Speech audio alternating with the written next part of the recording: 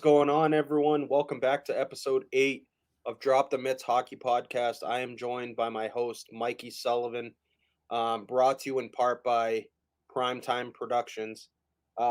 We've got a lot to get to as far as, division rankings, other stuff. But first off, I think we got to start the episode by offering our condolences to the family of Romion Amirov. Um, who passed away a few days back, 2 years after being diagnosed with a brain tumor. Just an incredibly sad story. Such a young kid with so much promise. Obviously, was a first round pick of Toronto Maple Leafs. And so, on behalf of the Drop the Mitts Hockey Podcast, myself and Mikey, we want to offer the family, fans of the Toronto Maple Leafs, our deepest condolences. Just such a horrible story, man. Um, Everything I'm reading about this kid, he just was such an amazing kid, just so much life in him. And a quote I want to read from Kyle Dubas. Personally, I'm so sad for the loss of such a wonderful young man with so much potential. His unabashed positivity, even faced with an awful diagnosis, will stay with me forever.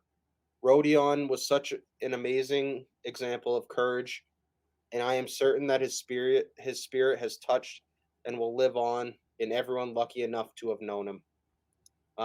Just crazy sad story, man, especially someone as young as him. And like I said, we want to just offer our condolences. And I'll give you the floor now. Yeah, man. I mean, just thinking about it too, it just goes to show you never know uh when your time is up. This kid who had such a promising bright future in the league and in hockey and in his future endeavors in life cut short by an awful disease. It's heartbreaking. Yeah, and I can't. I mean, just his family, they must be going through it right now. So I feel for them. I feel for all his friends, his family, everybody who knew him personally. But everything that, like you just read that quote from Dubas, everything that you hear about this kid from people who knew him personally had nothing but great things to say about him. And a 15th overall pick in the draft. It sucks that us as fans aren't going to be able to experience the kind of skill level and the electricity that he would have brought to the game. But life outside of hockey, you got to think about his friends and his family, and it sucks and it's horrible and it's a terrible, terrible thing to go through. So my thoughts and my prayers are with them right now. Yeah, that it's a prime example. Some things are bigger than the game of hockey. Yep. Um, you brought up a really good quote, I guess. You never know. You really never know, and you never know when it's going to be your last time on that ice, and you never Right. know when it's going to be the last time with your family. So, like I said, on behalf of myself, Mikey, and the Drop the Mitts Hockey Podcast, um, we offer our deepest condolences to his family, friends, and anyone who was blessed enough to get the chance to know him, and really, be close to him. So we offer our condolences, and we're thinking about you guys. Yeah, absolutely. Um, so we'll kind of get into the episode. We got a lot to get to. I mean, I know we're still like you say, man, dog days of the off season, but Yeah. we still got plenty of news, man. Like, Yeah. I think every little thing that happens is like huge news, and obviously, we found out that the Bruins decided to bring in former Harvard captain John Farinacci. Um, I fucking love this signing, dude. I was on Twitter and whatever, and was seeing, well, what a Ryan. He's a BU kid. Um, and I think for someone that is strictly looking at stat lines, yeah, I could agree. Yeah, O'Brien definitely had better stats, but there's something that Farinacci mentioned in his press conference with reporters with the Bruins, was that he looks at himself as a 200-foot centerman. Yep. Sound familiar? Does that sound familiar? Some a kind of important person we just lost. Um, Yeah. and not to mention a player that he tried to emulate his game after was Patrice Bergeron. Yeah, not the sexiest stat line. Obviously, he's not going to wow you in that aspect, but a phenomenal leader, and like he even said himself, he prides himself on being a 200-foot centerman. What are Yeah. your thoughts on this signing? Well, when you're thinking about the Boston Bruins right now and the state of the team and the organization, you, you know, they just lost their number one and number two centers in Bergeron and Krejci, both retired. So obviously, congrats to them, great career, legends of the team. But you have to look towards the future, and you're lacking center depth. You're lacking a future. You know, you're lacking a future with centers right now. So I think what their logic is to just stock up enough centers and see who works out and see who doesn't. You know, Beecher, I believe, is about to go on to his fourth year of professional hockey, either third or fourth year of professional hockey. And it doesn't really seem like he's taking giant leaps and bounds that might have been expected of him.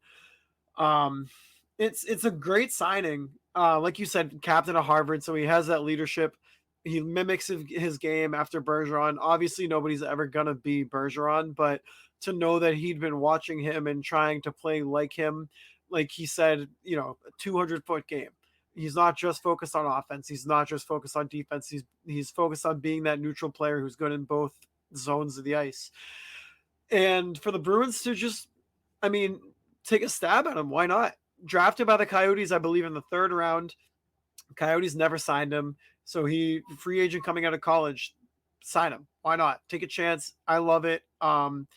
You know, play him in Providence and see what happens. It could end up really working out for the Bruins. Yeah, I want to read the exact quote. It was a question that Connor Ryan had asked, at the press conference that he had yesterday. Um, it was a question about his game and who he tries to model it after. And the exact quote is, "I see myself as a 200-foot centerman. I think my hockey sense is my biggest strength." He also mentioned that Patrice Bergeron is a guy that he tried to emulate his game after. So again, this is the exact type of player that this team has to sign. Like Yep. again, you're not going to go out and at this point in the off season, you're not going to go out and get a Mark Scheifele. You're not No. going to go out and get a Lindholm from Calgary. This is the exact type of signing that they needed to get done to one help their development at center. With young kids coming up, they had to make this happen. They like again, this was a no brainer for this team. They Yeah. don't have much coming up, unfortunately, and that's what happens when you go all in on and I don't blame them for that at all. It was the right move, but I think this is a perfect depth signing, especially for, spend some time in Providence.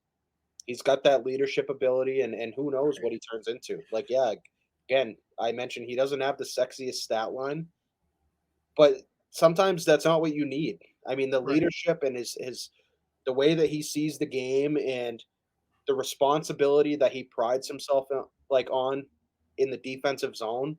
I mean, that's something that the Bruins are really going to miss with Bergeron retiring. So I'm a huge fan of it, man. And as soon as I saw that list come out, I was like, it's either Farinacci or O'Brien.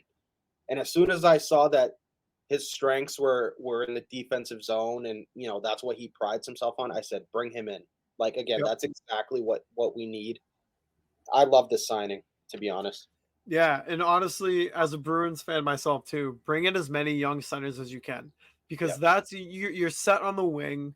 You're more than set on defense. Your defense is fine. You already have Lorai in the system. You have a Sean, not to mention McAvoy, Lindholm, Carlo, Grizzlick, you name it. Their defense is set and their goaltending is set. Well, Sean signed elsewhere, didn't he? Did he? I must have missed that. If he did, I missed that, and that's on me. I'm pretty sure he signed. I believe, dude. And you know what's funny? You bring that up. I loved him, dude. He reminded me exactly of a fucking Torrey Krug. Hmm. Um, No, just you know who I'm thinking of. I'm on the sorry, ball. Sean signed in Colorado. Okay, that's Yes. on me. I was thinking of Zaboral. Yeah, I misspoke. yeah. I got you. I got Yeah, you. but either way, like their I know defense what you is mean, deep. yeah. Yeah, their defensive unit's deep. Goaltending is set. You even have Bussy in Providence. You got wingers, you got Pasta, JD, obviously Marchand. Now you have JVR. You brought in Geeky, which helps the center and the wing spots, but load up on as many centers as you can and develop them and hope you hit the jackpot on one of them and figure it out down the line. It's what they need right now. So I love the signing. Like you said, the leadership ability that he can bring, obviously captaining a team like Harvard, playing in Harvard for, I believe, 3 seasons. So he knows the area. He knows, what Boston is all about. He's already comfortable here. So it's a good signing. I'm excited to see what he can do in Providence this year as well. The Providence Bruins are going to be a ton of fun to keep tabs on. Yeah, 100%. And also family with Ted and Ryan Donato. Yes. A little connection. Yeah, I'm really excited to see what Providence does. I mean, they have it's what seems like a loaded roster right now. Yeah. Because you have a ton of players down there that could potentially make the jump and play bottom 6 for the Bruins, but not everyone is going to get that opportunity, which means they're going to be playing in Providence. So it's going to be exciting to see like what this team does. Providence does, that is.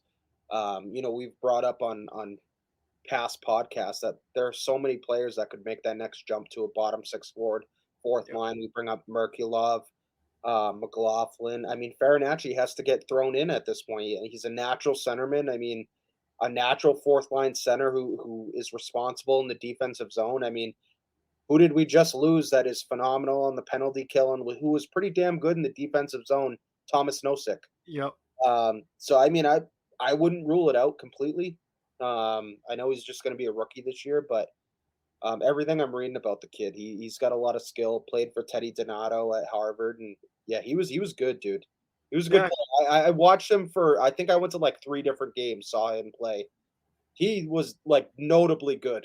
Yeah. I know he didn't score much, but you knew when he was out there for sure.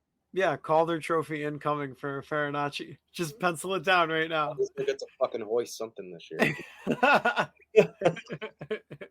yeah, dude. So I thought that was a great signing, and yeah, we'll see how it pans out. And I guess it's like we've had so much fucking dumpster fire with this team that like any little like positivity, we're just like running with it, and like I guess this is probably something we should have started with the retirement of David Krejci. Oh yeah, David Krejci retired, huh? Yeah, he did. Yeah, I guess that happened. Again, I had had the game notes up, and guess I just didn't put that in there. But I mean, I think I think I saw it coming. I wasn't very surprised. Like obviously, I think the writing was on the wall, like you said. Like it just, I knew it was coming. There was no way that David Krejci was coming back to this team without Bergeron. There was no way. Like, and again, and I'm not trying to, I hope no one takes this like that we forgot about David Krejci, because that's not at all the case. I think it's just the fact that we've already accepted that he was done. Like, I think past episodes we already talked about like, hey, we know it's done. Like, it's over with. Unbelievable career, obviously. Like, I was, watching everyone's old videos. He had some unbelievable moments, dude. And like, again, probably the most underappreciated Bruins player besides Tuukka Rask, I'd say. Yeah. Just an unbelievable career. I put a poll out there about if people think that 46 should be hung in the rafters. I'm curious what your thoughts are. I have, dude, between like him and Rask, I'm so back and forth on it because, again, not to take away from what they produced in their career and how important they were to the city, but I think we've kind of gotten away from the fact of how special it is to have your number retired. Yeah. Like, and I think people are just looking at it from that city bias, being like, oh, he has to. But like, again, when are we going to actually look at this threshold and say like, hey, this is actually worthy of being retired? Like, what are your thoughts? Do you think 46 should be hung in the rafters at some point? And also, I'll bring up 40 as well. Do you think Yeah. Tuukka should be hung in the rafters, as well? So it's actually funny that you mentioned this because on the latest episode of Something's Brewing podcast, me and Nick talked about this exact same thing, and we actually took all the people who were retired with the Bruins and threw in Chara, Tuukka, Krejci, and Bergeron as well, and we did a bracket, and we matched everybody up against each other, and it all came down to one. But I, for a jersey to be retired, you need to almost transcend the sport itself. The Bruins have guys like Milt Schmidt, Rick Middleton, Willie O'Ree, Terry O'Reilly, Ray Bork, Lionel Hitchman, Eddie Shore, Esposito, Dick Clapper, Bobby Orr, obviously. Like, all of these names are names that are infamous with the Bruins. And I'm not saying David Krejci is not infamous with the Bruins. He is. But, I mean, Krejci never won Krejci never won any personal awards outside of the Silver Stick Award in 2013, I believe, where he was awarded as the best Czech player. Outside of that, he has one cup, 2011. I don't know. I don't. I think he's teetering on the edge. I don't think he gets his number retired, but he's right there. He is right there. Yeah, it's an interesting perspective, because I think if you ask any Bruins fan, the typical biased Bruins fan, you're gonna get a yes, absolutely. His number needs to go up there. Yes, Tuukka has to go up there. But I look at it from an outsider standpoint, and Right. you're looking at strictly stat line.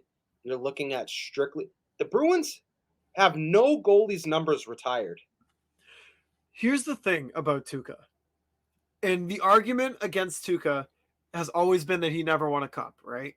And that's, have your opinion on that. That's fine. I can see Fair, both sides. Yes, I can fair. see both sides because 2011, 100% was Tim Thomas's cup for Yeah. sure.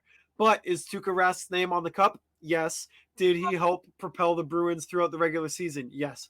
But when you look at his stats throughout his career, Tuukka Rask, 564 games played, 308 wins, 165 losses, 52 shutouts, a career 2.28 goals against average, and a 921 save percentage. He's first in the franchise in games played, first in wins, second in goals against, second in shutouts, and he's tied for first in save percentage with Tim Thomas. And Tuukka played far more games with the Bruins than Tim Thomas did. So I would put Tuukka above that. So when you look at that, I think he should be the first Bruin goalie to have his number retired. But you don't think if Tuukka gets retired, you have to retire Thomas at that point? No, I don't. I don't think so. Wow, really? Because of the longevity. Yes, that's what I believe. Yes. Do you look into the fact at all that he hasn't had his number retired yet? Tuukka or Tim? Tuukka. Do I look into it? That it hasn't happened yet? Because I think we can all agree with the centennial season that 37 and 33 are probably going up in the rafters. I think we can all agree on that. Do you look into the fact at all that 40 hasn't gone up yet? No, nothing has happened with. There's been no nothing. And nobody's won the number 40 either since, correct? I don't think so. I don't think so. I mean, it would be a fucking ugly number for a player to wear. Yeah, it would. I would honestly. Oh man, it is so hard because they're all viable candidates to have it done. Bergeron and Chara for sure. I think oh man, because it would be so awkward of a ceremony if you have Bergeron, Chara, and Tuukka, because then everyone's gonna be like, "What about Krejci?" You know what I mean? But if it's Bergeron and Chara, then I think the conversation ends. I've looked at this so many different ways, and again, down the grumpy old, but again, as a hockey fan, looking at it from a whole perspective, I don't think like I just don't see a situation where you retire 46 and 40. Mm. I don't think they made that big of an impact. Like, yeah, statistic wise, sure. He played huge amount of fucking games for this team. It was one of the only teams he fucking played for his whole career. Yep. But like again, that's gonna happen when you play your entire career with one team.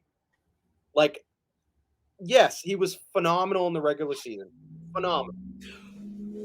That's what I was gonna ask you. And like again, he had some good playoff runs. I'm not gonna take that away from him. Yeah. But again, he was never responsible for a Stanley Cup. That's what I was gonna ask you. So say And I'll bring this up.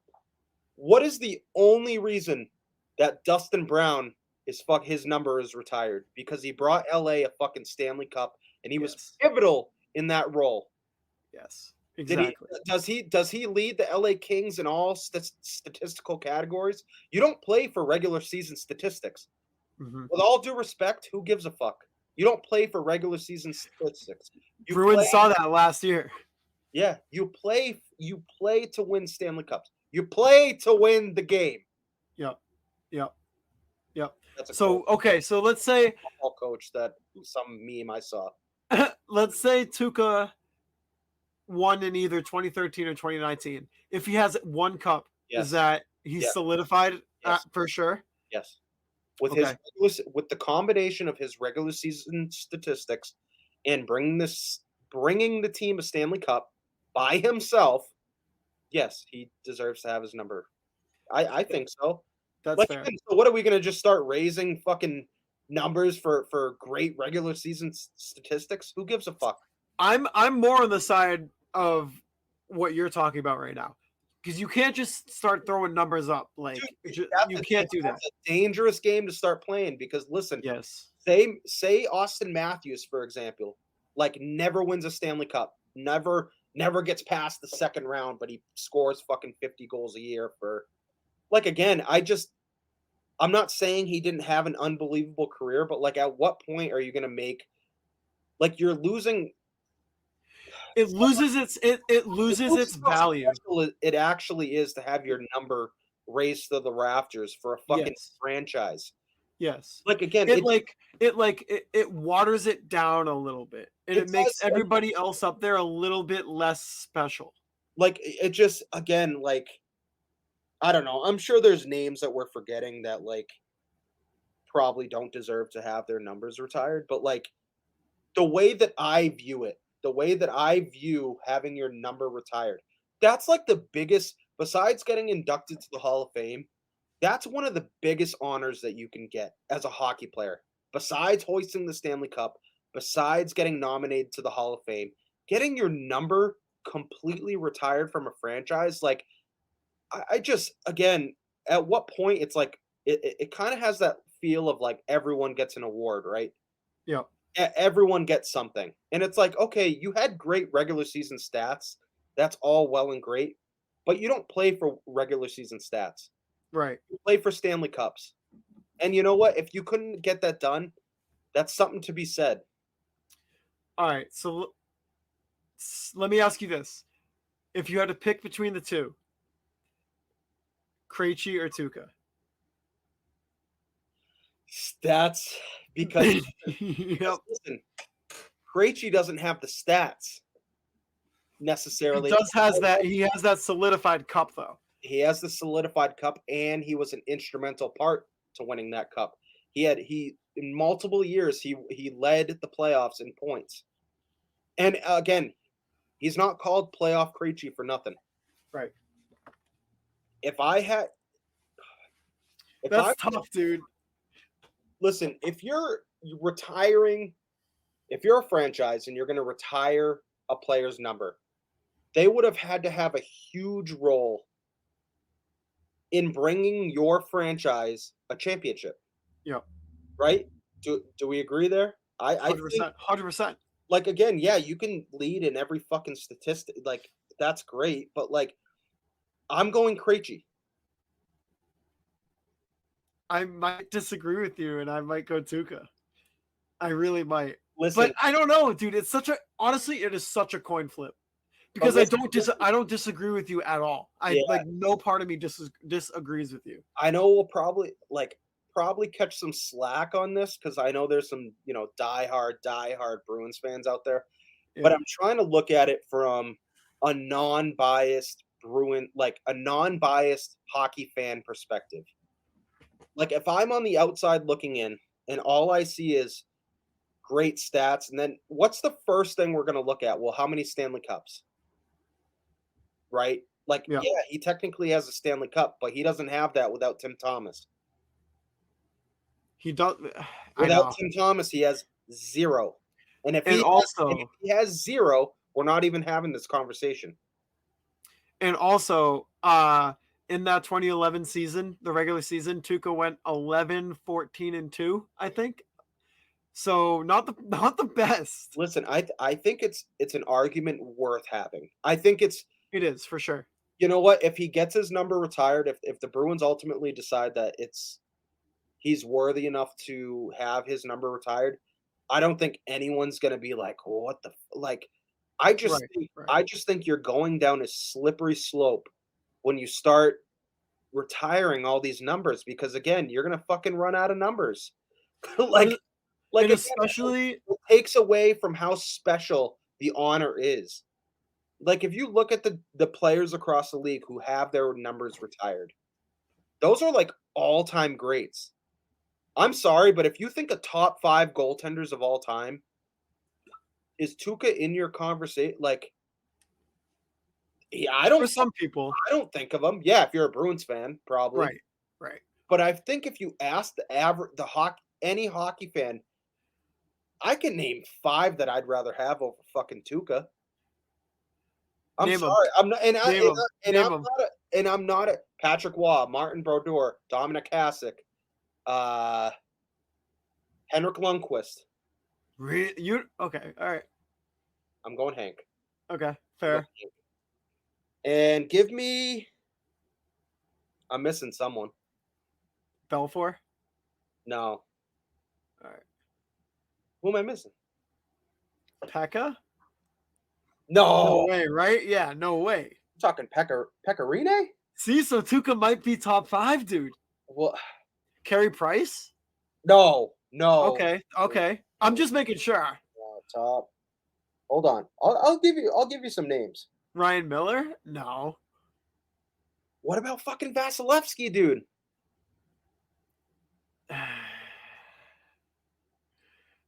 I mean, that's a pretty good list. Well, again, and this is just me looking up like top goalies, right? Yeah. I would rather Vasilevsky than fucking I'm sorry, but I would. And I think you're a lunatic if you would rather fucking Tuukka Rask. Yeah. Shesterkin at this point is pretty good. I'd still take Tuukka over Shesterkin, but I would take Tuukka over but Vasi's a good call too. Ken Dryden. That's who I was thinking of, not Belfour. I was thinking of Dryden. Sawchuk, yeah. Bernie Parent, Jacques Plante. Yeah, but I don't count those guys though. Like different eras. Different eras, dude. Different What? Either way, like what we're saying is like ooh, here's a good one, dude. Here's a good one. Marc-Andre Fleury or Tuukka? Fleury has a couple cups. I would. Oh boy, I would. That's a good one, dude. Shit, that's a really good one. I would take Tuukka. But Fleury is, dude. That's close. I don't know. Jonathan Quick or Tuukka? Tuukka. I would take Tuukka over Quick.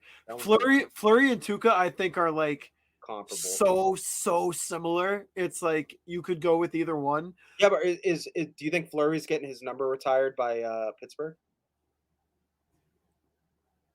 Maybe. Honestly, maybe that might have been like a backdoor deal that they had when they shipped him off in the expansion. They were like, "Hey, do this for us, and you'll be up in the rafters." This is what I'm saying, though.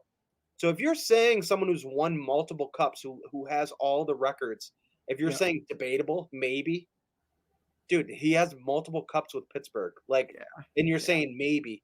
Take away the bias lens of being a Bruins fan. Yeah.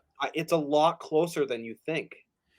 I'm Not to mention the Bruins have never retired a goalie's number before.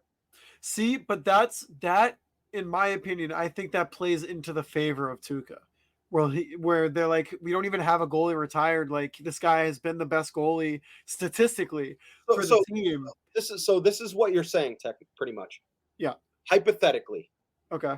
if the Bruins have a goalie, say it's we'll say Swayman. Say Okay. Swayman breaks all Tuca's records. You have to retire one, right? Yeah.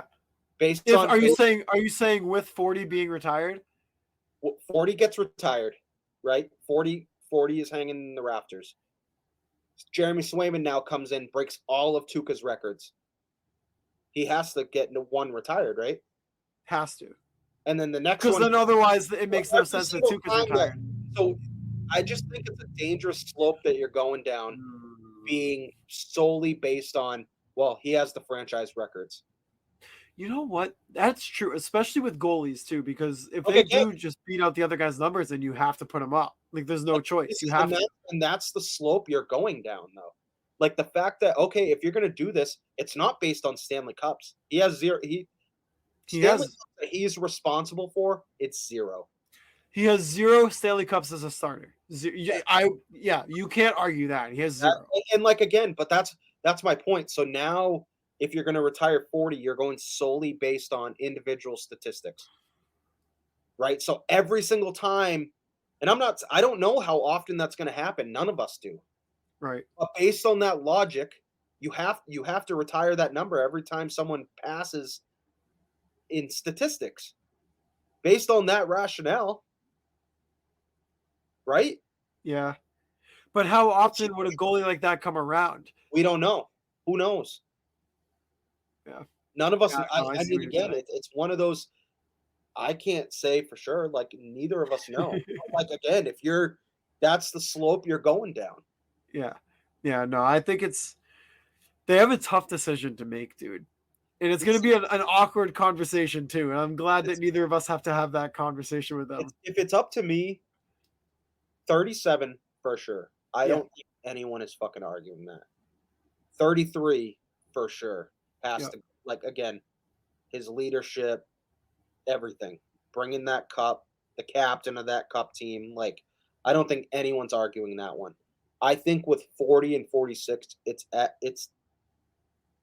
a conversation that has to be had. I don't think it's a surefire.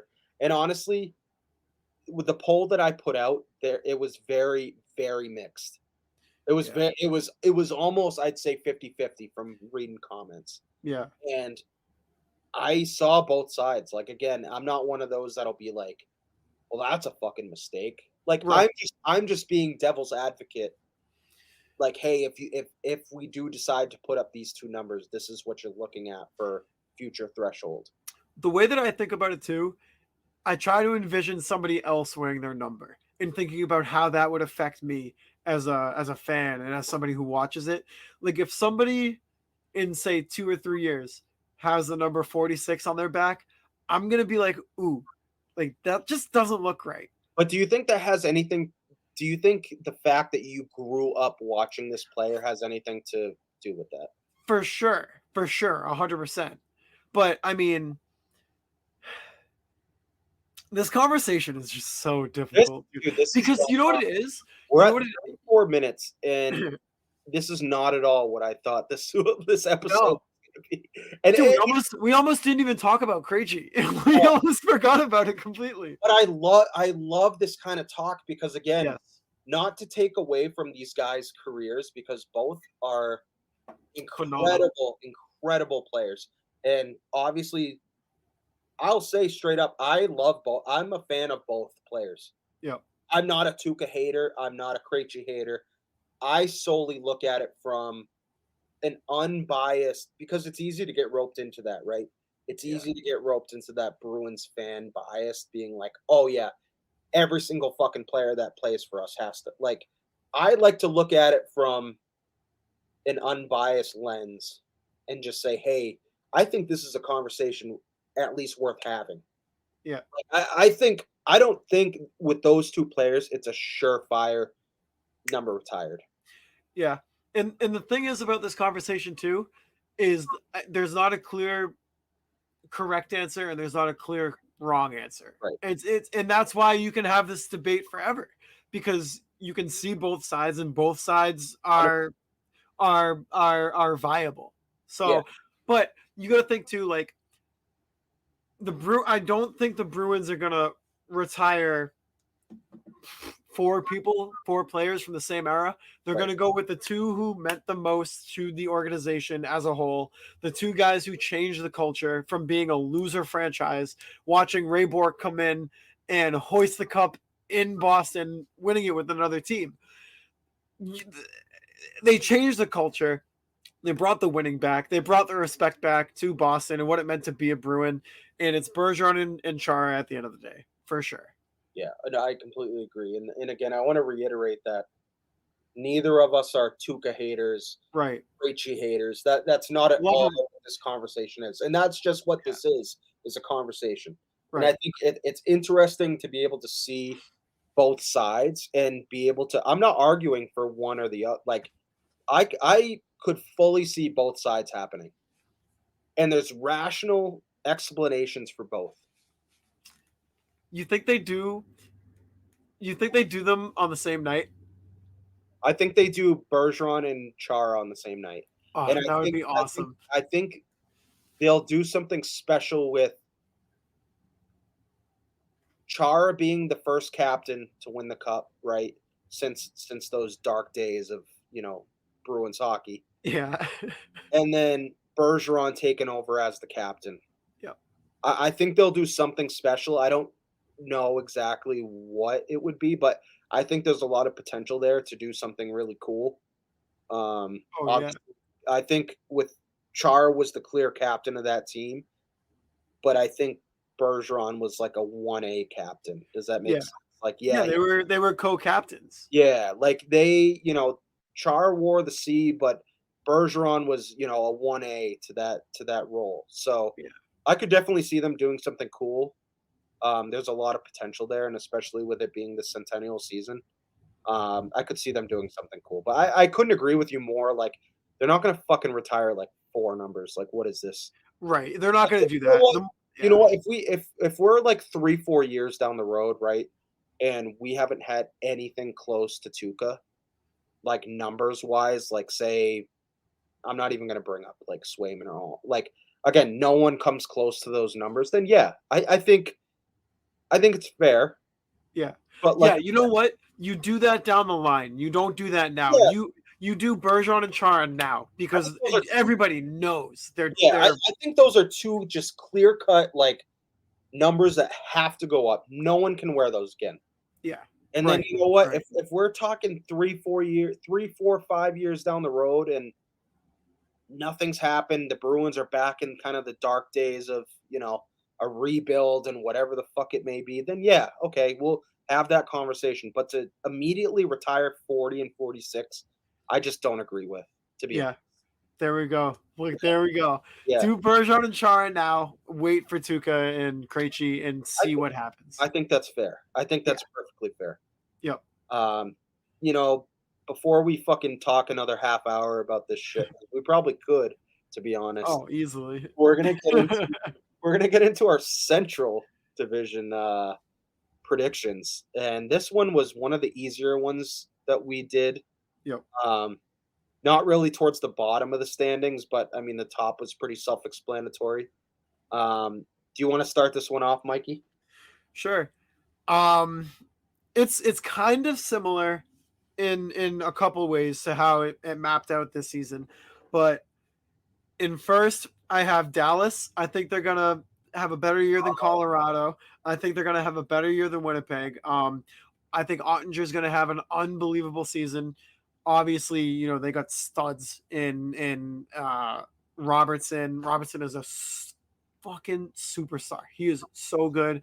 Rupe Hintz, underrated. They still have Ben and Sagan, and their back end is good too on D. Colorado, I have second. Obviously, McKinnon, Landeskog, if he can stay healthy. I think their goaltending is a little bit shaky. Obviously, they got the NHL 24 cover star, Cale Makar, on the back end, which we'll get into later. So obviously Colorado, no doubt about it.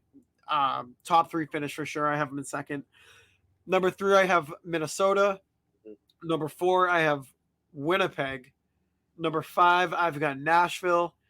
Number 6, I have Chicago. I have Chicago at 6, beating out Arizona and St. Louis.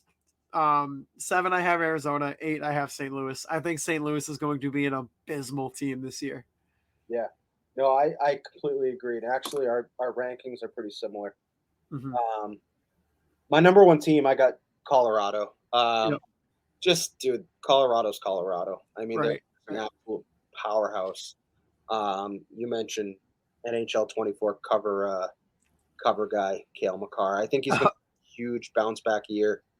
McKinnon, obviously. Oh, Chris, you cut out your mic. Your mic cut out. Can you hear me now?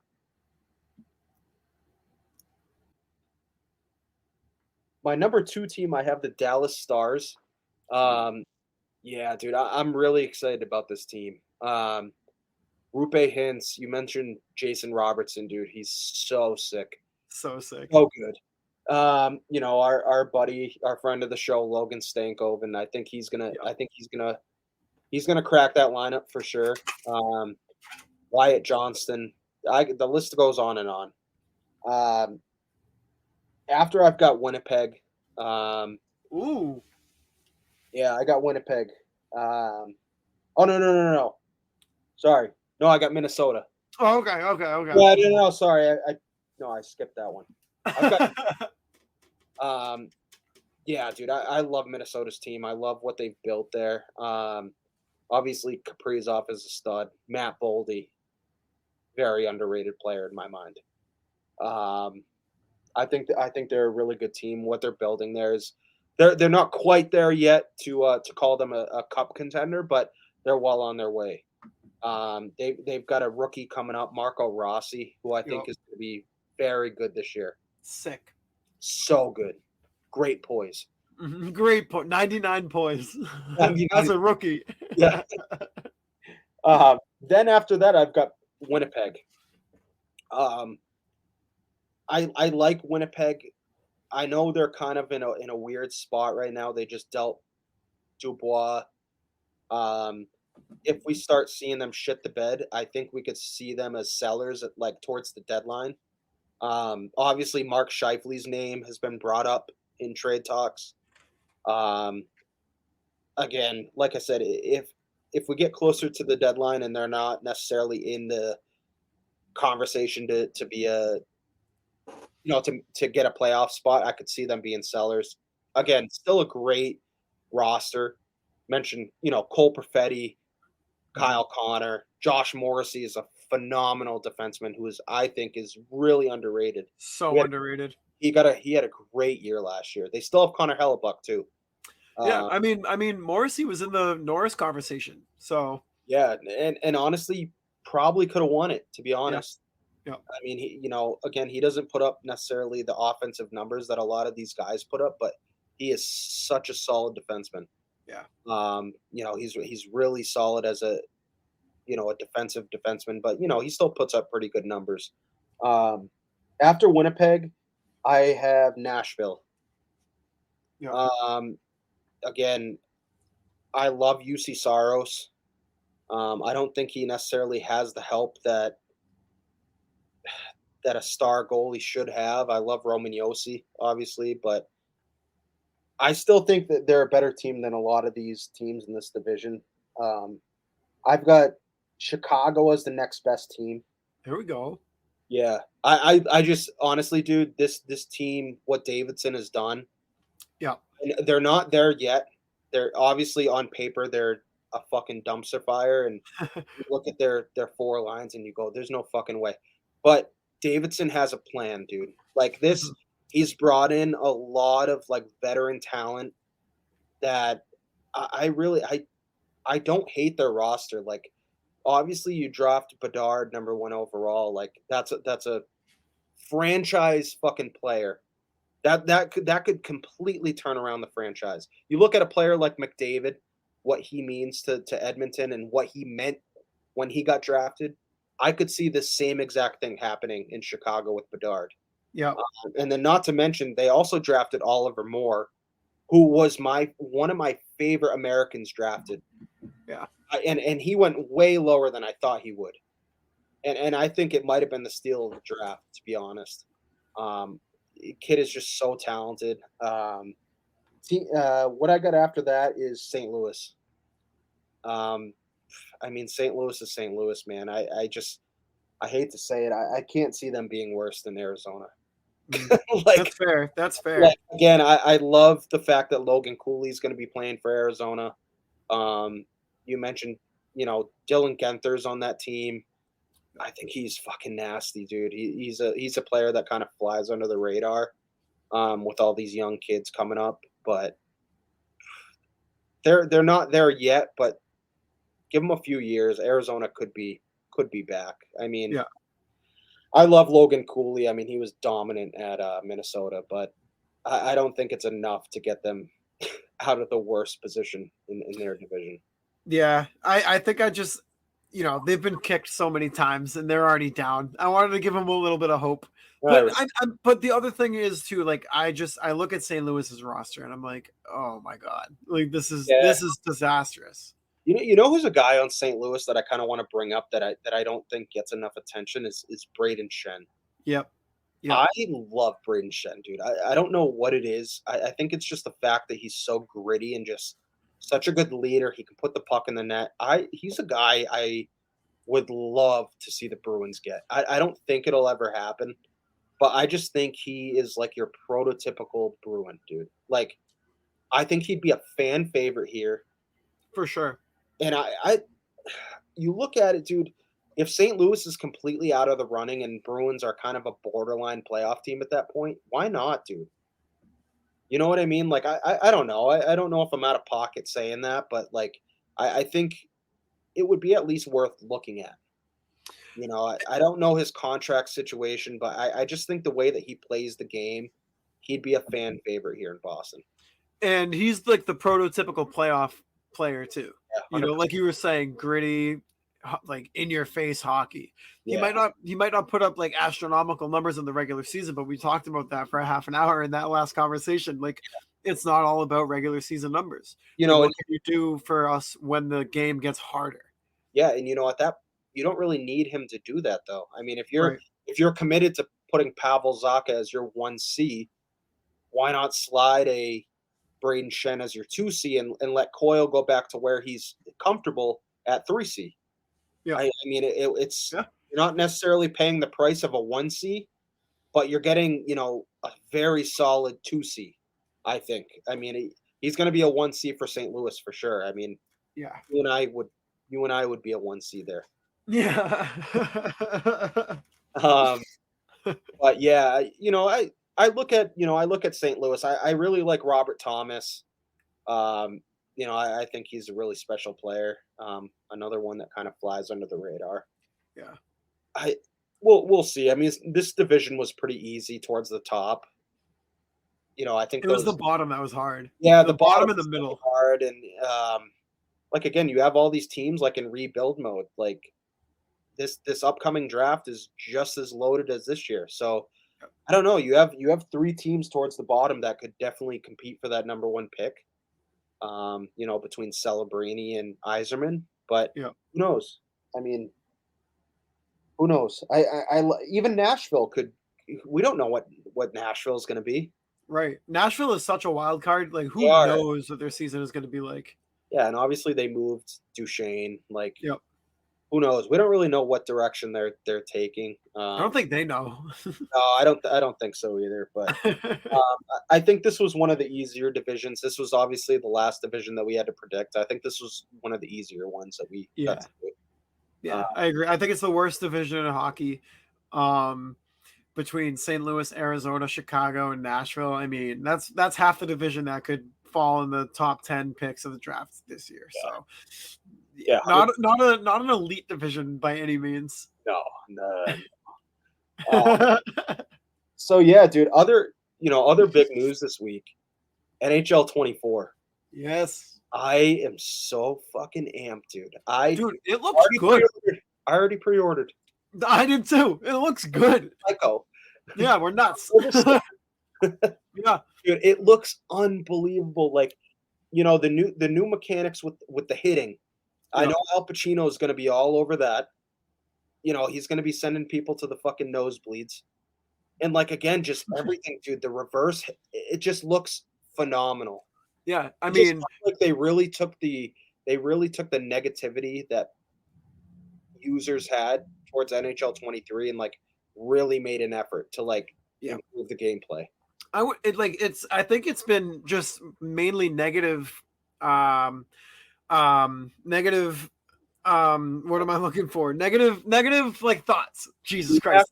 Yeah, feedback. Thank you. That was the exact word I was looking for. Had a brain fart. But it's been negative feedback since like NHL 20. And it's been a couple of years now that they've been just getting hammered with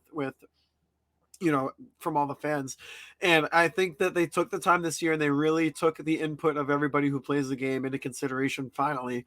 And we get crossplay, so we can now we can take down the only Bruins boys because they've been talking nothing but trash.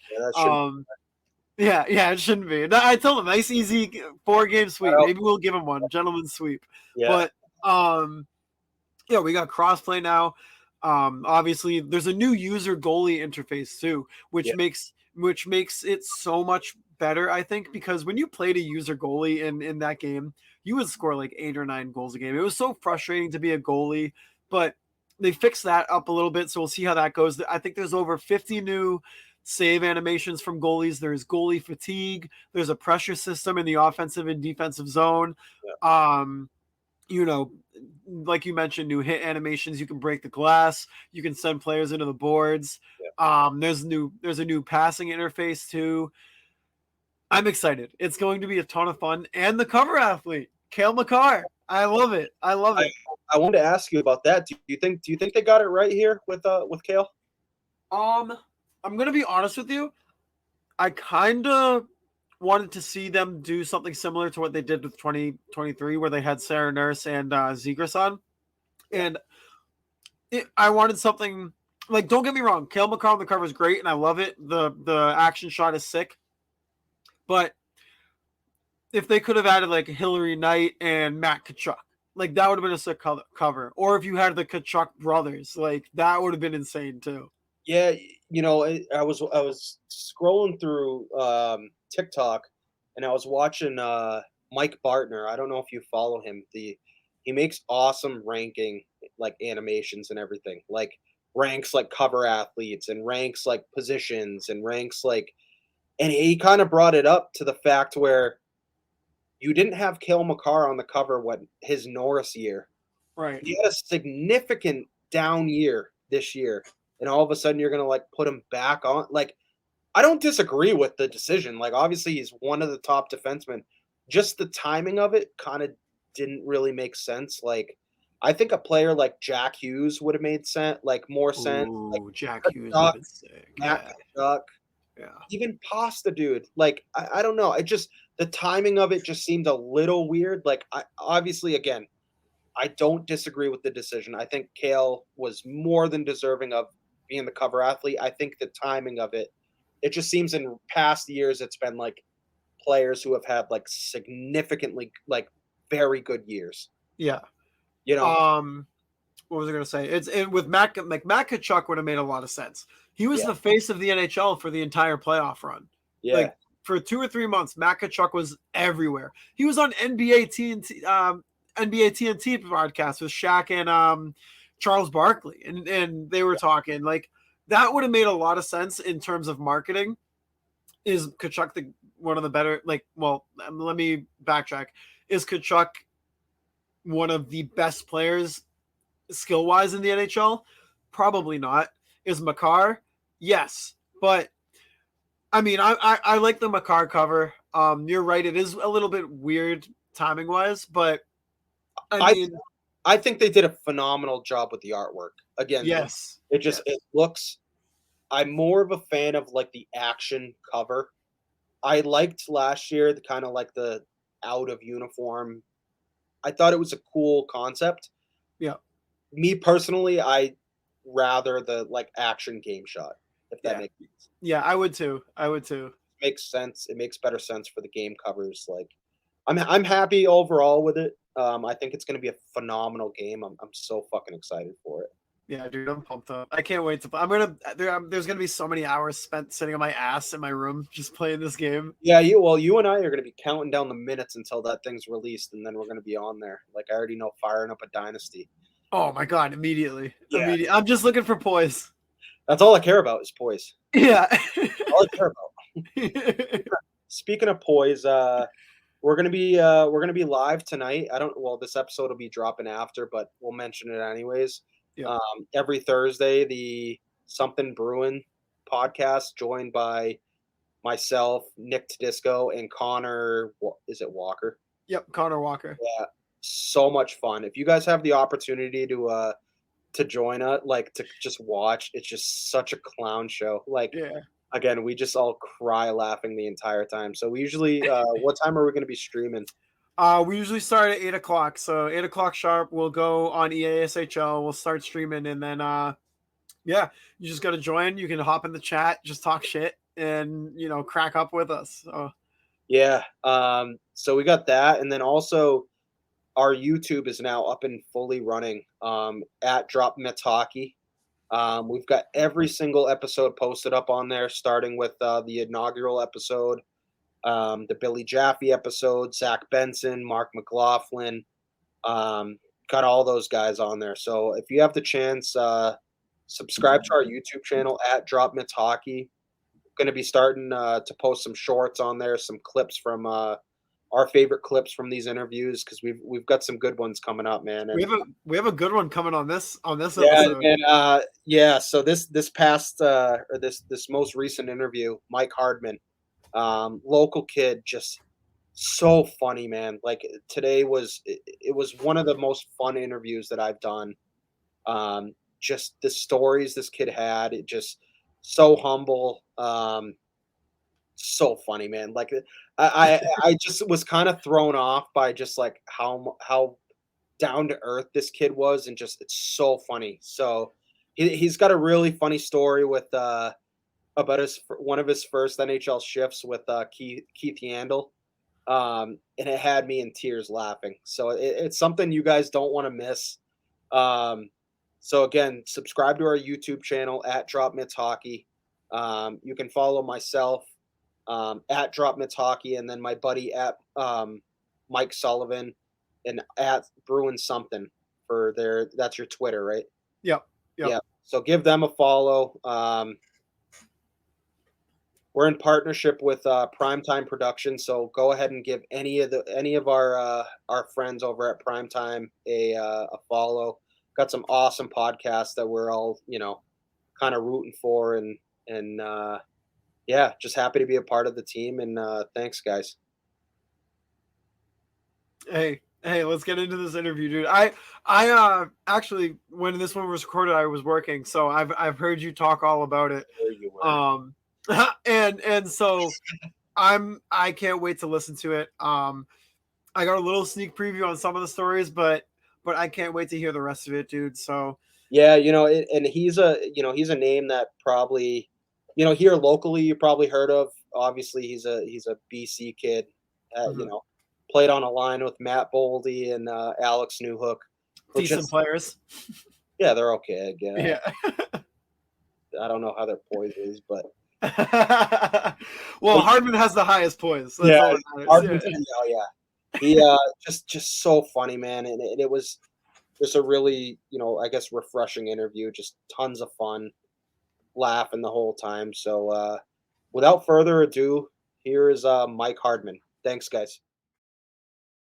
Welcome back to episode 8 of Drop the Mitts Hockey Podcast. We are with Chicago Blackhawks forward Mike Hardman. Mike, how you doing, buddy?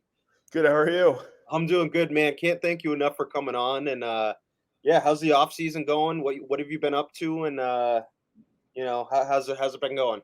It's been good. I got back, I'd say probably like middle of May, and renting a place in South Boston this summer, and been just working out and skating, playing a little bit of golf. So I can't complain at all. But yeah, it's pretty crazy. I feel like I got back like a week ago, and now I'm going back in 2 weeks, leaving to go to Chicago September 3rd. So yeah, it's pretty nuts how the summer flies by, but I've definitely enjoyed it so far. Yeah, it's. I had to look at the calendar again and be like, "Holy shit!" It's like Yeah.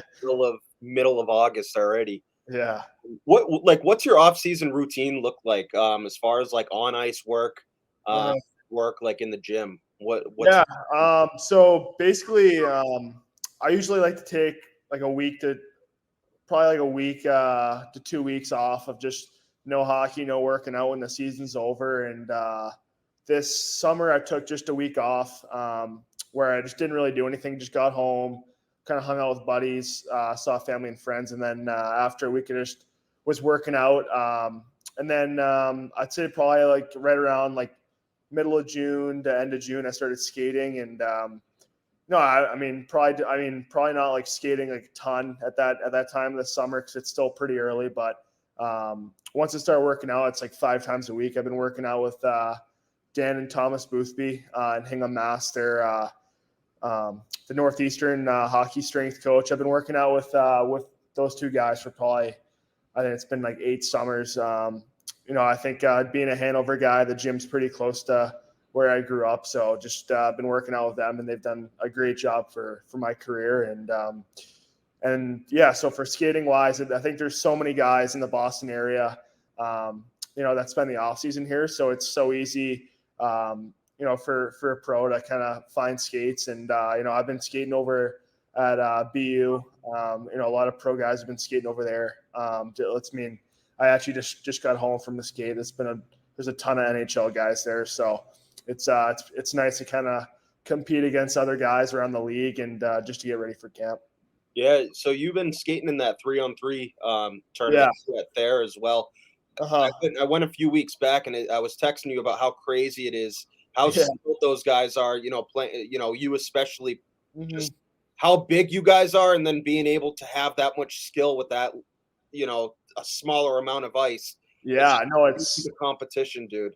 Yeah, it's definitely a fun league. I think that league started, I'd say this is probably like the third summer, but yeah, I mean, then maybe it's great because there's so many NHL guys that go out there and play. It's actually a lot of fun, but yeah, it's great. You see all like the little kids that come, and a bunch of people come out and just watch. And yeah, I mean, it's a great little league there, and it's pretty good for your development too, just to be able to make plays in tight areas. And but yeah, no, you definitely can't hide in a skate like that. Like if you get burnt, it's pretty ugly. So no, I mean, it's definitely a fun league, and I think the playoffs start next week. So I think it's the semifinals, and then the following week's the finals. So we're playing. So hopefully we go all the way there.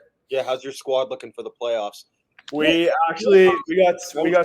got smoked last week, and we were all kind of joking around after. We're like, that's not a great look going into the playoffs. So, but yeah, I mean, I think we've only lost one game the whole summer, and it was last week. So we were going for an undefeated season, but it just didn't work out. But who are the guys on your team? There were some I didn't recognize. I didn't really. Yeah, it's a bunch of Rhode Island guys. Dennis Zazana, he plays for Charlotte Checkers, Florida's AHL team, and he kind of just texted me over the summer and was like, "Hey, you want to play on the team?" And we're pretty good buddies. We grew up playing with each other, so it's me, Denny, Dom Franco, who plays for the Chicago Wolves in the American League, and then there's a couple guys that are coming in and out. I know like Mark McLaughlin, who you guys had on, was on our team one week.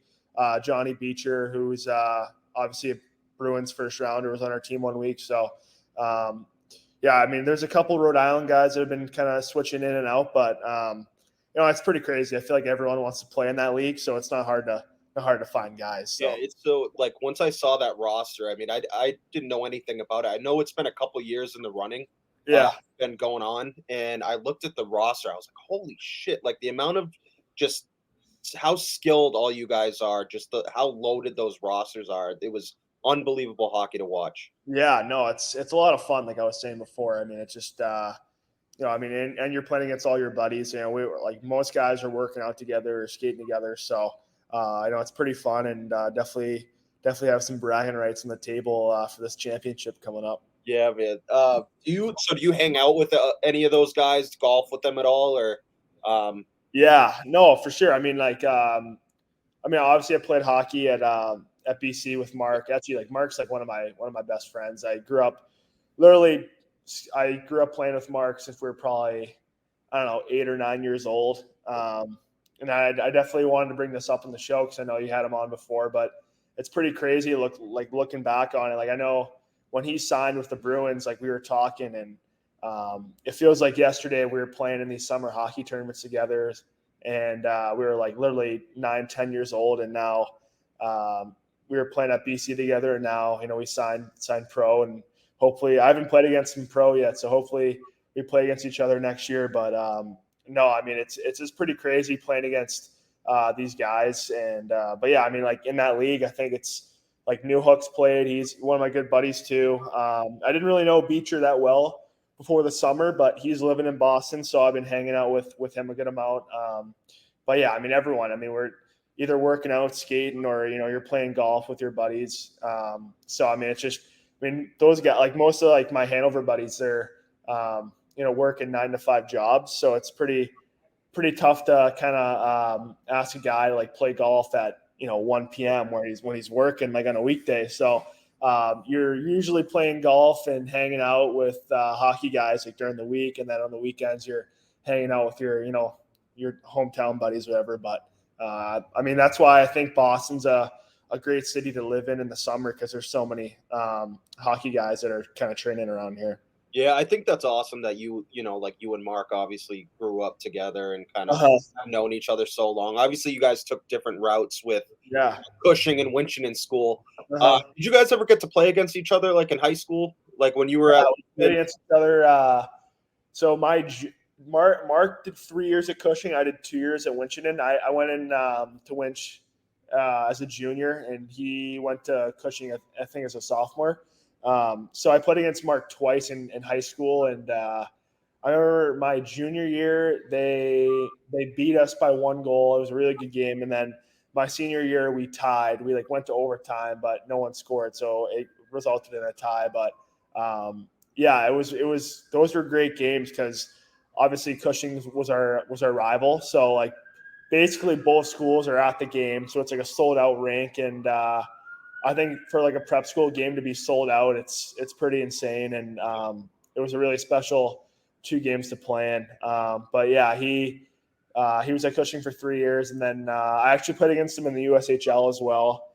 And then he was actually a big reason why I chose BC. I actually stayed with him on my official visit, and him and another guy, Patrick Giles, who plays for Charlotte, Florida's AHL team. They were like kind of showing me around, and Mark, I think, was just huge. He was telling me about the whole program and showing me all the ins and outs of the campus and the hockey facilities and stuff. And I think just being able to kind of pick his brain about it, because he was a guy I kind of grew up with, and I wasn't really scared to ask him any questions. And so I mean, he always says he always jokes around and says, "Oh yeah, I was the reason why." I'm part of the reason why you came to BC, and it's actually kind of true, because he loved it his freshman year, and I kind of took his word on it, and I absolutely loved BC too. So I can't thank him enough, and he was a great captain. My sophomore year, he was the captain, and he was awesome, great leader. Works his butt off every single day. He's great with the younger guys. So so that was pretty cool to be able to play with him in college. Were there any other schools in the mix, or was it once you went to BC and had that that tour? Yeah. Were there any other schools in the mix? Yeah, so I actually I narrowed it down to BC and BU. My grandfather played hockey at BU, and I was a huge BU fan growing up. the biggest BU. I would go to all the Beanpot games, Hockey East games. And so when everyone kind of heard that I was choosing between BC and BU, everyone's like, oh, he's definitely going to BU. Like his grandfather went there. Like he was a huge BU fan growing up. And, it's pretty crazy. Like I was playing in the BCHL that year. I flew to Boston on like a Monday, and I was at BC for 2 days and then BU for 2 days. And I had toured BC first, and I never ever in my life, I never went to BC. I never went to BC ever. Like I was always going to like BU games. Like I said before, I never really saw BC's campus or anything. And I stepped foot on campus and I was like, this is like unreal. Like I think it was just like one of those things where you talk to people, they're like, you're going to know where you want to go. And when I stepped foot on BC, I remember touring around with like Coach York and Coach Brendan Buckley and Mike Ayers, and I was just like, this is where I want to go. I mean, it's obviously in Boston. You have a campus right there, and you have like downtown Boston right there as well. So I was a prep school guy, so I kind of wanted to be on a campus, but I obviously toured BU after, and I think a lot of people were shocked. I think even like Coach York was like, I remember like him being like, we know your grandfather went to BU, but like we really want you to come. So I mean, he was even like he was pumped because he thought I was probably going to go to BU. So I mean, it was I think just touring both schools. I think my parents were after it. They toured it with me, and they kind of just said to me like, if you got hurt day one of college your freshman year and you couldn't play hockey again, where do you want to go? And right away I was like BC, and that was just because like the campus is so it's just beautiful. And I mean, even just walking around, it's just a great place to go to college. And I think it was kind of a no-brainer for me. Yeah, I've heard unbelievable things about that school. I've never actually been on the campus, but I've heard how like beautiful it is.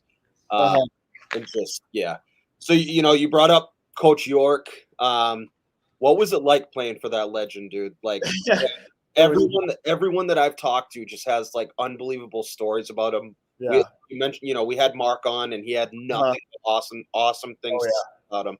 What was it like playing for him? Yeah, he's the best. Like I think the biggest thing with him that I love about him is like he would recruit like obviously awesome hockey players, but he would recruit like great guys. Like I think like my 2 years at BC, like both teams were probably the closest teams I've ever been on. I think especially my sophomore year, like my sophomore year team, like I don't think I'll ever be on a closer team ever in my life. Like we still talk to this day all the time. And I think just him bringing in like a great group of guys, like he'd rather, just a great human being on the team rather than like a good hockey player that doesn't care about his teammates. Like he wants good guys, on his team. And that was great. But also like, he just like, I think the biggest thing with him too is like, I remember going into my freshman year, I went to Bruins development camp, and he was there one of the days. And after I was talking to him, and he was like, hey, like, I liked a couple of those drills out there. Like, can you like write them down and like, give it to me for practice this year? And in the back of my head, I'm like, this guy's like been coaching forever. Like he definitely has a bunch of drills, but like, that's just like him. Like he constantly wants to get better. Yeah. He constantly wants to be a better coach, and he wants to like improve and stuff. And like the guy's won a bunch of national championships. He's in the Hall of Fame. Like he just, that was the coolest thing about him was like, he wanted to get better every single day. He wanted to win. And I think with him was like, if you won a game, he was so pumped, like so happy, smiling. I remember we played UMass Lowell on a Friday my freshman year. We beat them at Lowell, and then we played BU on a Saturday, and we beat BU like 3-2. And it was like a nail biter. Like they pulled their goalie like in like the last minute. They almost scored, but we ended up winning. And he came in like with a broom, like sweeping it around. Like he was so fired up. Like he just loves winning. Like, I mean, it was great. So, I mean, I was fortunate to be on two great teams there. And he was the best. He was the best coach, and I really can't say anything bad about him. Like he was great for my career. Yeah, that's awesome, man. Yeah, and like I said, everyone we talked to that's played for him has nothing but good things to say. Yeah. About, how great of a mentor he was. Uh, Just honestly, how funny he was too. Like, oh and yeah. and as, for like the normal fan, you wouldn't really see that. Like, you Uh-huh. just see him like on the bench, just like kind of all Yeah. serious. But it's good to see like so many people enjoyed playing for him. Absolutely. And also BC being in the Hockey East, you got to play in the Beanpot tournament. Uh-huh. For our listeners that aren't from Massachusetts and don't really understand what that tournament is about, can you talk to us about what it was like playing in the Beanpot? Yeah. It was probably one of the coolest games I've ever played in. And we played my freshman year. We played BU in the first game. Still heartbroken over it. It was we played them, and it was like the second game on the first Monday, and it was literally sold out. Like we sold out TD Garden, and because usually, like being a Mass guy, like you kind of know like the first game on the first Monday, it'll be like not really that packed, and then by the end of it, it'll get kind of packed because people get out of work and stuff, and then the second game's usually like sold out. So we played BU that first Monday. We ended up losing in double overtime. It was a great game. But it was just like a dream come true. Like I was just a guy like that would go to every Beanpot game with my dad growing up, and we would always stay for both games because like we just loved watching it. And I think like my dad and I we would go to college hockey. We'd actually rather watch college hockey games than NHL games. Like growing up, we thought that was like way better.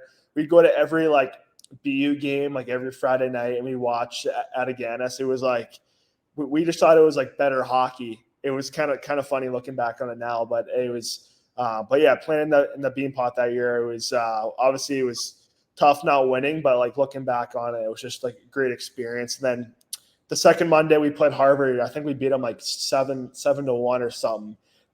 There was like nobody there, which was tough, but because it wasn't the championship game. But no. And then my sophomore year, it was the COVID year, so we didn't get to play in it. But I'm just really fortunate to be able to play in those two games, and especially that BU game, because that was like, you never know if you're ever going to play in the Garden ever again, and to have it be sold out, it was just something really special. Yeah, those legit are my favorite games to go to. Yeah. You bring up like pro games versus college, and you're a few years younger than me, and I remember me and my old man, we used to go. I still remember watching Johnny Hockey and Ryder, playing at BC, and just how unbelievable they were. I mean, it was great, such good hockey, dude. And I still to this day love watching the college games. So after BC, you went to Des Moines, Iowa. After where? Was it Des Moines? So I went to after Winch. I went to Des Moines. Yeah. So what was it like playing in Iowa, dude? It was oh man, it was so that was crazy because those 2 years of juniors, like you think of like Des Moines, Iowa, and you think of Kelowna, British Columbia. There's like two different places. Like Kelowna, like people think Kelowna is like one of the most beautiful places in the world, and then Des Moines, Iowa actually gets a bad rep, but it's actually not. Des Moines actually is probably a top 5 USHL city compared to the other cities. Like, I mean, you think of like Cedar Rapids, Iowa, or like Muskegon, or those cities. Like, I'd much rather play in Des Moines, but like, I think I wasn't ready to go to college after my senior year of prep school. Like, I was just, and I think most guys aren't. Like, I think it was just like I knew I had to play at least 1 or 2 years of juniors to go to college. At the time, I was committed to Union College in prep school, and there, I was talking to a lot of BCHL teams, and then Des Moines drafted me in the second round, and the coach Dave Allison, who I love, he was great for me. He was kind of convinced me to go out there, and we were terrible that year, but like it was great for me to kind of play that that year because it was a long year. We weren't good, and I mean I was playing like second line basically the whole year, and I was playing a good amount. And I just kind of to go through like ups and downs. That was kind of I mean, like I've obviously went through that stuff like growing up, but in the USHL, like you're playing 60 games where like in growing up, you're only playing like 20, 30. So like the season's kind of quick, but in the USHL, like you're living away from home, you're living with a billet family. I didn't know one guy on the team going in. So I'm like, this is going to be nuts. But yeah, it was just great for me to like on and off the ice to kind of go through that experience. And then, at the end of the year, they kind of brought in new ownership, and they fired like all they fired the GM, the coach, and everything. And I just didn't really know what to do at that point where I called Union and I was just like, do you think I can go to the BCHL? And they're like, yeah, absolutely. If you want to go. So that was kind of crazy because the new coach in Des Moines is trying to get me to stay, but I really just wanted to kind of go out to Kelowna. A bunch of Boston guys played there the year before when I was in Des Moines, like guys like Mike Lombardi, RJ Murphy, Mike Ryan, just talking to all those guys. And they're like, dude, you got to go. Like it's great experience, great hockey. So I ended up going out there and I absolutely loved it. Like my billets were awesome. I lived in a great house, great family. And then just like the guys on that team that year were great too. Like we were a really good team, and we were a pretty tight group. So it was great. I think when you're in juniors, like you're just so like kind of like excited to get to college, which like obviously you should be because college is great. But looking back on it, like you're playing hockey and you're not going to school. It's like it's great, especially in Kelowna because like there's so much stuff to do around there. Like and like I mean that's what everybody says in college, or like you don't really understand like how like great junior hockey is because everyone's just so excited to go to college. But no, I really enjoyed my 2 years of juniors, and no, I mean I was kind of a late bloomer where I had to play 2 years, and I think that second year I just gained so much confidence playing in the BCHL, and I mean I'm pretty happy I did that because I kind of was able to commit to BC that year, and yeah, I mean it was just a great opportunity for me to go play out there. Yeah, was it like a huge culture shock when you got to we mentioned Iowa, being a Mass kid, like how much of a culture shock was it when you got there and you're just like, what in the fuck? Yeah. Like, it was nuts. I remember just like going out there and with my mom, and my mom came out there, and I mean like my grandparents are from like Ohio, from like the Midwest, so I wasn't like, I mean like a lot of kids like go from Boston to Iowa and they don't even know what the Midwest is, so I kind of like knew a little bit about it, but I was just like, it was just a culture shock. Like I remember showing up and like parking my car like on the side of the road, like in front of my billet house, and I parked it like the wrong way, where like in Boston you can park it like wherever way you want, and they're like, you like, what are you doing? And I was just like, what? Okay. I had no idea, like, cause I'm just a Boston guy. That's like normal in Boston. So yeah, I mean just like living away from home too, it's just so different. Like I mean I was living away from home in prep school, but that's way different. Like you're living with like a family you've never met before, and you really just like, I mean, I was a little immature going in, and I really just I lived with two great families, and I matured a lot, I think, in those 2 years. And I think a lot of kids that go away to these billet families, like they kind of just mature a lot, because I mean you're living with a random family, you're kind of on your best behavior at all times, and no, I mean it was great for me, and like I still keep in touch with like both families, and yeah, actually the Wormers, the family I lived with in Des Moines, we played Minnesota this year. They actually watched the game, so that was pretty cool. Like they came to Minnesota to watch. So, but yeah, there's yeah, even like just the restaurants in Des Moines too. It was just, I mean, like in Kelowna, Boston Pizza is a huge like chain there. Yeah. And like it's not that good. And they're like, you don't like it? Like, you're literally from Boston. And it's like, man, like, there's no Boston pizzas in Boston. Like, you don't, like, there's none of those. It's so like it's just a culture shock. People think just because you're from Boston, you're gonna love Boston pizza. You're like, no, it's not. That's not how it works. So there's just little stuff like that kind of people have like no idea about, which is pretty funny. Yeah.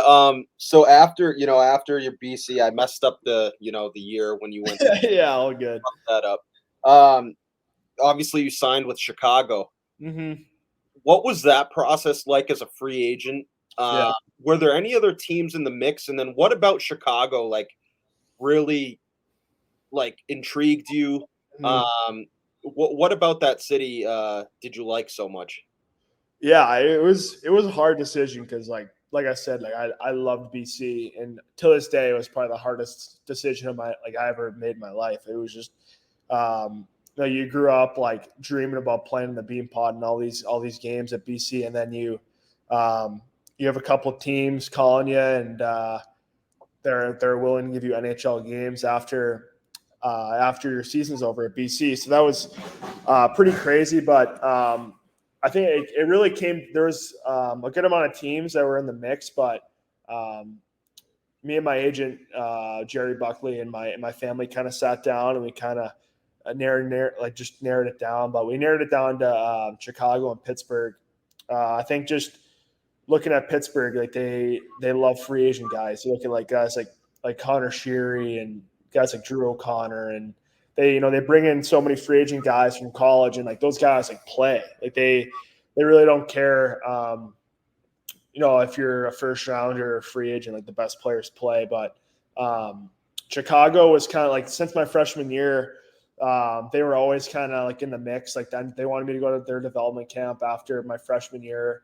But I mean, it was canceled because of because of COVID and stuff. But they were always kind of in the mix talking to me. And there's a scout, Mike Donahue, is actually a Boston guy, and he was great. He was just talking to me all the time. But I think the biggest thing with my decision was, Chicago, they didn't really have a lot of guys that played like my style. I think just being a big power forward, physical guy, like at the time they didn't really have a lot of guys that kind of played like that. And where like most of their guys were kind of smaller skill guys. So, I mean, I was kind of thinking like, oh, if I go in there, like you look at all these NHL teams, you need like role players. You need guys that will play a third, fourth line role.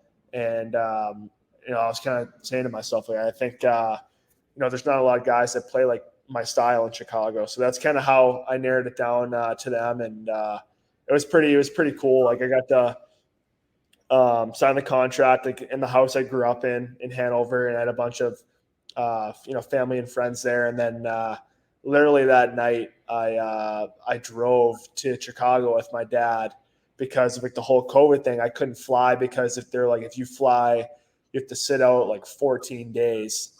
Quarantine. Yeah, where if you drive, you only have to sit out like 5 to 7. So I'm like, okay, like I'll drive. It's only like a 15-hour drive. So me and my dad drove overnight. My dad drove, so I was like kind of sleeping the whole way, which wasn't bad.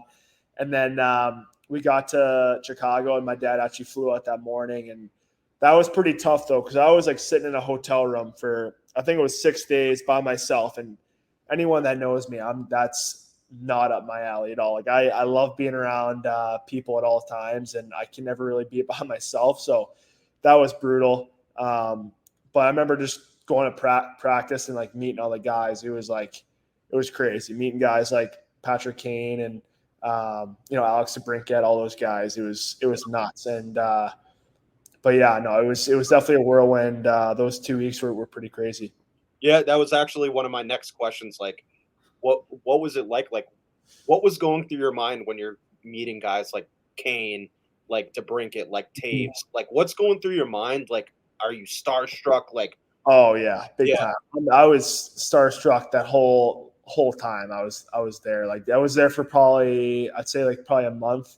And I remember the first day like meeting all those guys, and I was just like, this is crazy. Like, I grew up watching the guy like Patrick Kane, like winning cups and scoring huge goals. And especially like winning the cup versus the Bruins in 2013. Like, so that was, it was pretty crazy just meeting all those guys. And I mean, I was starstruck for sure. I mean, you look at these guys and like they're future Hall of Famers. So it was crazy. But I think once you settle in and you start playing, then it kind of goes away. But yeah, it was pretty nuts how like probably 2 or 3 weeks before that, I was watching those guys on TV in my dorm room at BC, and now I'm like shaking hands with them and like just like talking. So it was a crazy 2 weeks, that's for sure.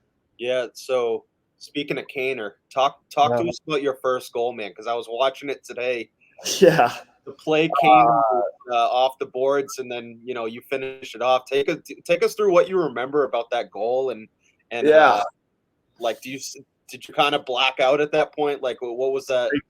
Big time. Yeah.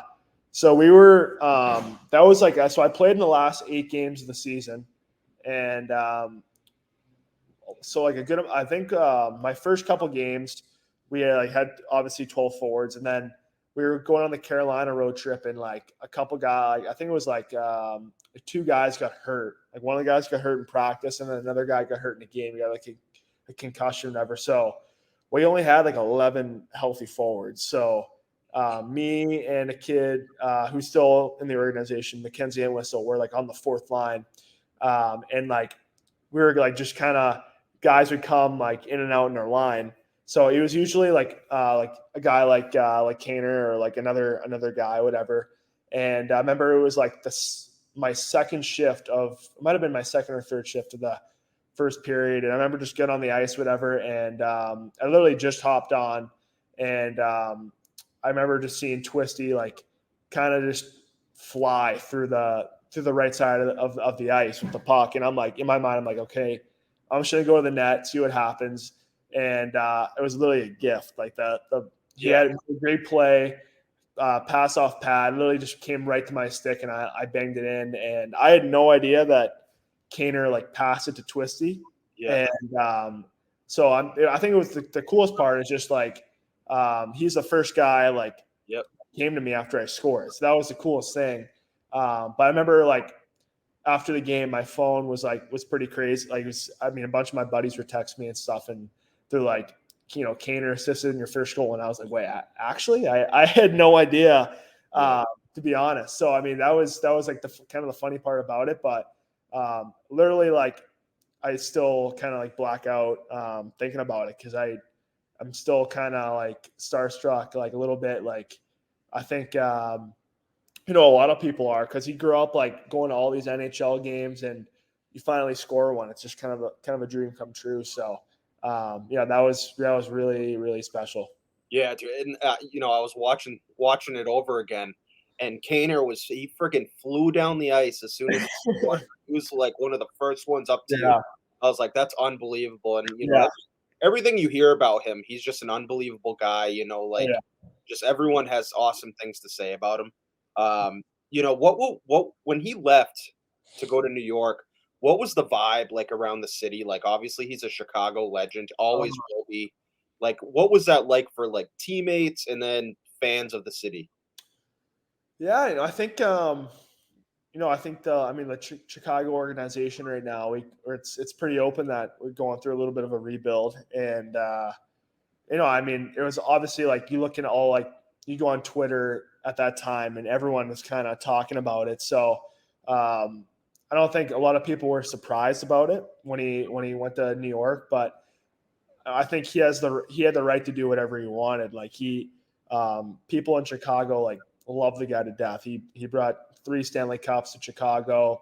He played over 1,000 games there. Like he's a Hall of Famer for sure. So I think for him it was just I think he wanted to play like in the playoffs and play on a winning team in New York there. So but yeah, I can't really say anything bad about him. Like he's a great guy, obviously a great hockey player, and he was great to all the young guys in Chicago, and he helped out with a lot of us that were kind of fresh in the league. So, but yeah, and just to answer your question, I don't think a lot of people were surprised because if you looked on Twitter, like the whole year, everyone was kind of wondering where he was going to go. So, but yeah, no, it was pretty crazy because when you think of Patrick Kane, you think of the Chicago Blackhawks, and he was there for so long, so it was pretty nuts. I still do at this point. Like I don't, yeah. like I don't even not that it just automatically you think of the Blackhawks.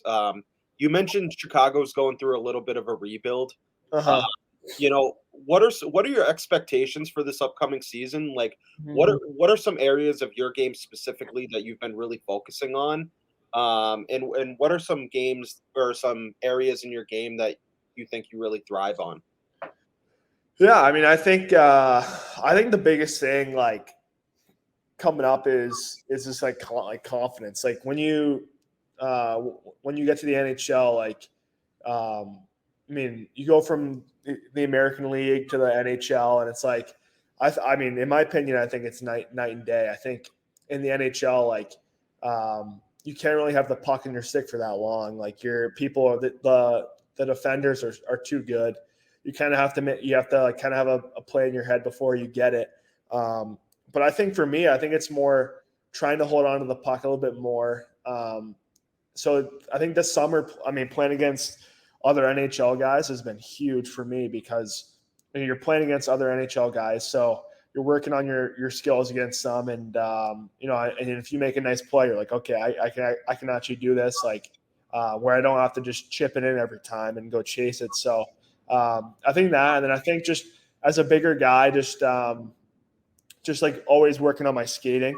I think my first 3 steps, just like acceleration. That's probably the biggest thing I've tried to work on this summer is just kind of trying to get a little bit quicker, which I've been trying to like I think every summer just trying to get quicker and stronger. I think that's being a bigger guy. That's very important. And but I think like for my game, I think for me it's just I've always kind of been a shooter where like at BC, for example, I played in a line with Newhook and Boldy, and those two are really good passers. So when I got the puck, I was always shooting it. So I think for me, it's just like, getting in areas where I can shoot the puck more, create more scoring chances. And, I think that's for me, it's like trying to do that, more often. So, but yeah, I think that's this summer kind of fixing up those areas. And, but I think, I mean, playing against all these guys in Boston, it's been great, and it's been great for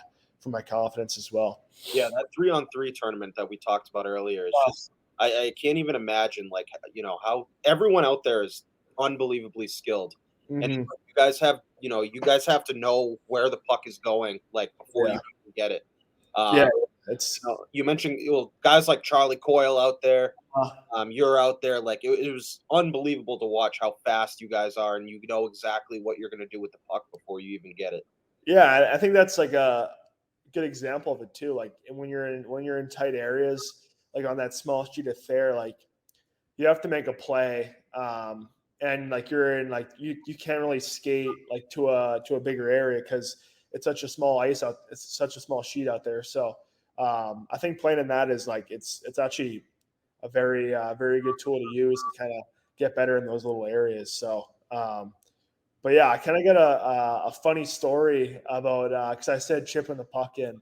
I got a funny story about my second game in Chicago. I actually just thought about this when I said chipping the puck in, but growing up a Boston guy, I was like I think anyone that plays in the NHL from Boston, like little kids always like grew up watching those guys and are kind of huge fans. And so for me growing up, like I always like loved watching Keith Yandel, and we have the same agent. My agent's Jerry Buckley, and Jerry Buckley used to represent Keith. And my second game was versus Florida, and I remember like my first shift, I kind of like hit him, and he was kind of like off balance, whatever, and like someone on my team goes down the ice, like shoots it, like goalie saves or whatever, and like he's like just so pissed off at me because I hit him, and like I think he thought it was a late hit or whatever. So he's looking at me and he's like, "What the hell are you doing?" And I was just like, Like I didn't even know what to say. And so like the next shift, I remember like getting the puck or whatever at like the red line, and I didn't really have like a play to make. And obviously it's my second NHL game. I'm not trying to turn the puck over. Right. So like I chip it in, and he's like right in the boards, and he's like, because like I don't even know why, but like my helmet was like way too small for me, and I was like too nervous to tell the trainer that it was too small because I'm like just a new guy there. So like the whole game he was calling me mega head. So he was like, that avoid mega head, like good chip. And like literally like the whole game, every time I like chipped it in, he was all over me, man. It was like, and like guys on my team are like, dude, do you know this guy? And I was like, yeah. But no, I didn't know him at all. And then like we played him like the next day. I think it was a back to back. And he was like, he kind of gave me like a tap on the shin pads, and he was like, hey, like I know I was your second game, like I was just like busting your balls, whatever. But I was like, oh man, like this is like, and I actually saw him that summer at the Thayer League, and he was like, don't run me tonight, mega head. Like, so I was just like, that's just a funny story, because I was like, I'm not like, I can't chirp this guy, like he's played over 1,000 games, like he's a legend in this league, like I'm just gonna eat it. Like I'm really gonna eat it. Like this guy can call me whatever he wants. Like I don't really care. But yeah, that's the little story about me chipping in the puck. Just Ethan just all over me, like literally the whole game. So see those hilarious like clips of him like just screaming at people, like even when he's like going back to fetch the puck. Yeah. Like, dude, yeah. I don't really know him that I don't really know him that well. Like I skated with him a few times, like 2 summers ago, because he was going into Philly that year. But I remember like a couple of times I skated with him. Like he's just like such a good guy. Like just like asking him like, where are you living this summer? Like just little stuff like that. Like he's just such a great guy. And you hear like guys like love playing with him, and it's he's obviously hilarious. So I've heard so many funny stories about him. Like I said before, I don't really know him too well, but that was just whenever people like ask me about him, I'm like, yeah, I got a story about him just chirping how big my head is. So that's pretty funny. Like, and especially it being like your second game, like you mentioned. Yeah, literally my second game. I'm like, come on, man.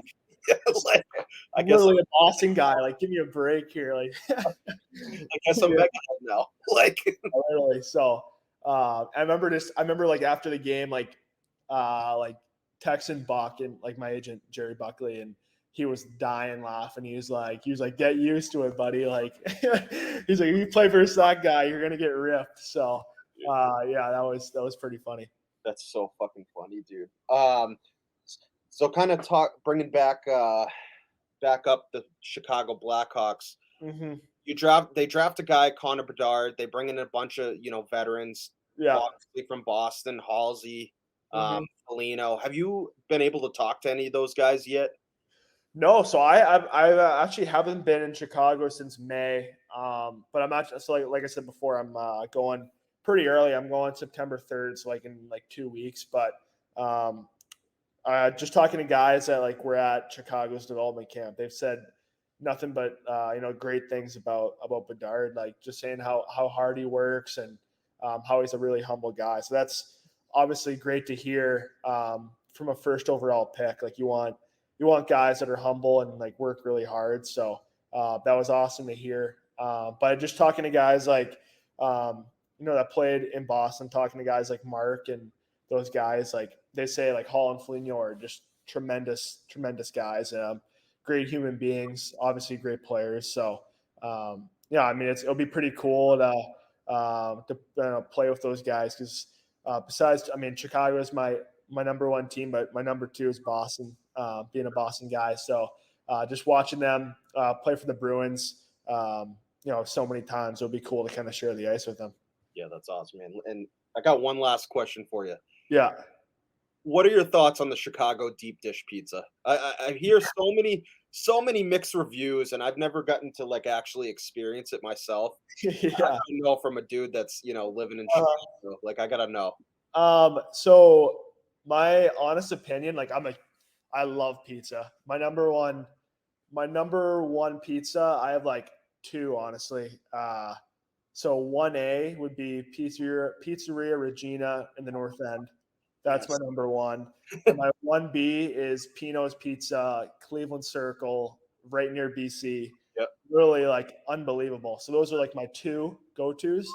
But I love Chicago deep dish. Like, I think the only bad thing about it is like, it's so filling. Like you have two slices and you're like, I'm literally gonna like sit on the couch the rest of the night. Like you can't do anything after. It's so much bread. So that's like the one like tough part about it. But I'm the type of guy where like if you throw a slice in front of me, like I'm gonna eat it. Like I think pizza is pizza, but there's obviously I definitely have favorites, but I think just the Chicago restaurants in general are like night and day from anywhere I've been. Like there's so many good restaurants around there. Like if you want to go to a good steak place, there's so many good steak places, good Italian places, good sushi, good pizza places. It's just like, it's crazy. They have like everything there. So like just compared to Boston or anywhere I've really been, I think the one thing that I'll say about Chicago is like the restaurants there are like unbelievable, like best restaurants I've been to.